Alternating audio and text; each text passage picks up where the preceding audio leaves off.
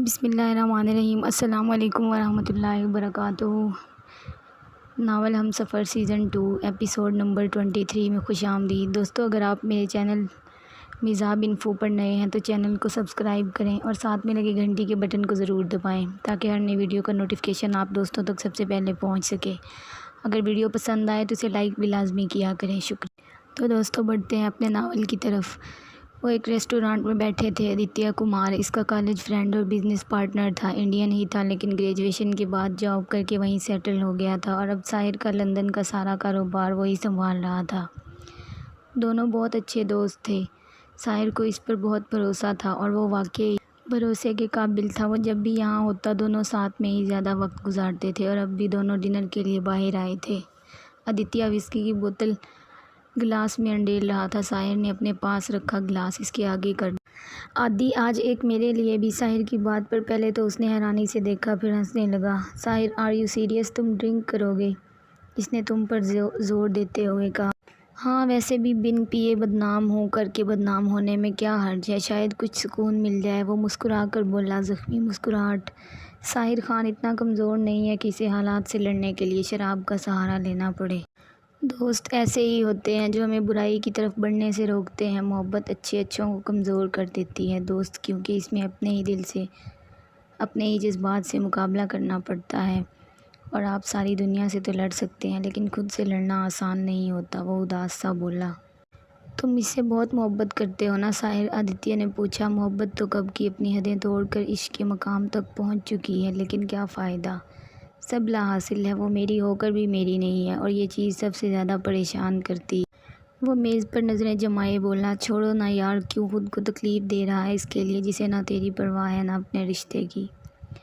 نہیں، اسے میری بھی پرواہ ہے اور اس رشتے کی بھی۔ اگر پرواہ نہیں ہوتی نا تو اب تک میرے ساتھ نہیں ہوتی، اسی دن چلی جاتی جس دن میں نے اسے ڈیورس پیپر دیے تھے۔ لیکن وہ نہیں گئی۔ میں مان لیتا کہ وہ دادی کی خاطر نہیں گئی تھی، لیکن ایسا نہیں ہے۔ اگر ایسا ہوتا تو وہ ڈیورس پیپر سنبھال کر رکھتی، پھاڑ کر پھینک نہیں دیتی۔ یہ ساری آگ جو ہے نا اس کمینے جاوید نے لگائی ہے۔ سالہ دوست کے نام پر گالی نکلا۔ اس نے جو گھناؤنی سازش کی، اگر عشا کی جگہ کوئی بھی ہوتا تو ایسے ہی ری ایکٹ کرتا جیسا اس نے کیا۔ اگر تجھے معلوم ہے کہ سب سازش کسی اور کی ہے اور اس کی کوئی غلطی نہیں ہے تو پھر تو اس سے ناراض کیوں ہے؟ بات کیوں نہیں کر رہا؟ آدی نے حیرانی سے پوچھا۔ اس کی غلطی یہ ہے کہ اس نے مجھ پر بھروسہ نہیں کیا، لیکن ان جھوٹی تصویروں پر بھروسہ کر لیا جیسے بھیجنے والے کو وہ جانتی تک نہیں۔ ایک انجان انسان کی باتیں سچ مان کر میری انسلٹ کی۔ مجھ سے ایک بار بھی نہیں پوچھا کہ سچ کیا ہے، میں نے کچھ کیا بھی ہے کہ نہیں۔ اتنے وقت سے ہے میرے ساتھ، کیا اسے اتنا بھی خیال نہیں آیا کہ میں ایسا نہیں کر سکتا؟ پتہ ہے اس نے کیا کہا مجھ سے؟ اس نے وہ کہتے کہتے رک گیا اور باہر دیکھنے لگ گیا۔ کچھ باتیں ہم چاہ کر بھی کسی کو نہیں بتا سکتے۔ آدی سمجھ گیا۔ چھوڑو نا، فی الحال بھول جا اسے اور انجوائے کر۔ آدی نے اس کا موڈ بدلنا چاہا۔ اس کے ہاتھ میں کولڈ ڈرنک کا گلاس تھما دیا۔ اس نے کرسی سے ٹیک لگا کر آنکھیں موند لی۔ آدی اور عمران دو ہی تھے جن کے سامنے وہ کھل کر بات کرتا تھا اور آج اتنے دن بعد اسے یہ موقع ملا تھا۔ مجھے یقین نہیں ہوتا ساحر کہ تو وہی ہے جس کے لیے کہا جاتا تھا کہ اس کے اندر دل نہیں پتھر ہے۔ آدی نے بے یقینی سے کہا۔ پتھر ہی تھا، لیکن وہ زندگی میں آئی تو پتھر میں جان آ گئی اور محبت کر بیٹھا۔ اس نے مندی آنکھوں سے کہا تو آدی سے دیکھنے لگا۔ بظاہر وہ جتنا مضبوط نظر آتا تھا اندر سے اتنا ہی کمزور تھا۔ چل یہ سب چھوڑ اور کوئی اچھا سا گانا سنا، کافی وقت ہو گیا ہے تیرا گانا سنا۔ وہ ہنستے ہوئے سیدھا ہو کر بیٹھ گیا۔ اب تو صرف ایک ہی گانا یاد ہے، مسکرا کر بولا۔ کون سا؟ آدی بھی مسکرا دیا۔ میرا دل جس دل پہ فدا ہے وہ بے وفا ہے، ایک بے وفا ہے۔ وہ دل پر ہاتھ رکھے گانے لگا۔ دونوں نے ہنستے ہوئے چیئرز کیا۔ اوکے، اب میں چلتا ہوں، 2:30 بج رہے ہیں، صبح آفس بھی جانا ہے۔ تم بھی گھر جاؤ، آج کے لیے اتنا کافی ہے۔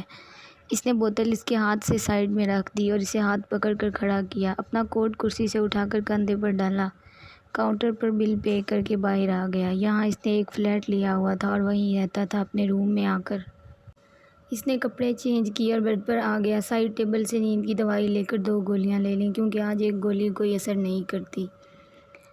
روز بھی دن بھر کام کر کے تھکنے کے باوجود اسے نیند نہیں آتی تھی۔ دوائی لے کر بھی وہ صرف چند گھنٹے ہی سکون سے سوتا تھا۔ وہ اس کے بارے میں سوچنا نہیں چاہتا تھا لیکن یہ اس کے بس میں نہیں تھا۔ لائٹ آف کر کے وہ سونے ہی لگا تھا جب اس کا فون بجنے لگا۔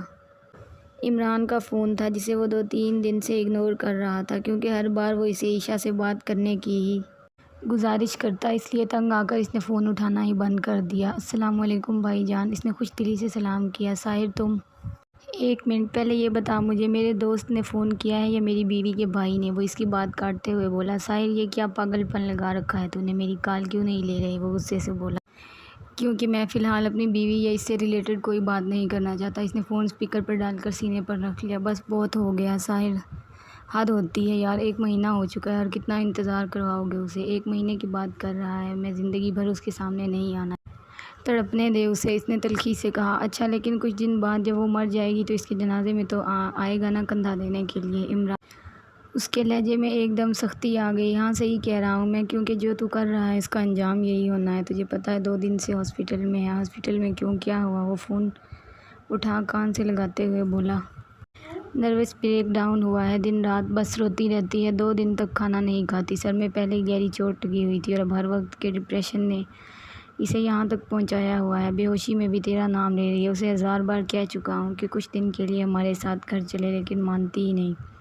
انکل آنٹی کو بھی بتانے سے روکا ہوا ہے، وہاں بھی نہیں جانا چاہتی۔ چند پل خاموشی چھائی رہی۔ اس نے جو کیا وہ غلط تھا، لیکن تو بھی کچھ صحیح نہیں کر رہا ہے ساحر، جتنی غلطی تھی اس سے زیادہ سزا دے چکا ہے تو اسے، اب بس کر ورنہ وہ پاگل ہو جائے گی۔ اس وقت اسے تیری ضرورت ہے۔ وہ خاموشی سے چھت پر نظریں جمائے سنتا رہا۔ فی الحال ہاسپٹل سے ڈسچارج مل گیا ہے، میں اسے گھر لے جا رہا ہوں، تجھ سے اب تبھی بات کروں گا جب تو واپس آئے گا، خدا حافظ۔ وہ کتنی دیر یوں ہی چھت کو دیکھتا رہا، پھر فون سائڈ پر رکھ کر بازو آنکھوں پر رکھے سونے لگا۔ جاری ہے دوستو، ہم سفر ناول سیزن 2 کی لاسٹ ایپیسوڈ میرے چینل علوم کی دنیا پر اپلوڈ ہوگی۔ اگر آپ لوگ چاہتے ہیں کہ لاسٹ ایپیسوڈ آج ہی اپلوڈ کی جائے تو آپ کو میرے نئے ناول کو بھی اسی طرح سے سپورٹ کرنا ہوگا۔ دوستو میں ایک نیا ناول شروع کرنے جا رہی ہوں، اگر آپ میرا نیا ناول پڑھنا چاہتے ہیں تو کمنٹ باکس میں ضرور بتائیں۔ ویڈیو اچھی لگے تو اسے لائک بھی لازمی کیجیے گا۔ شکریہ۔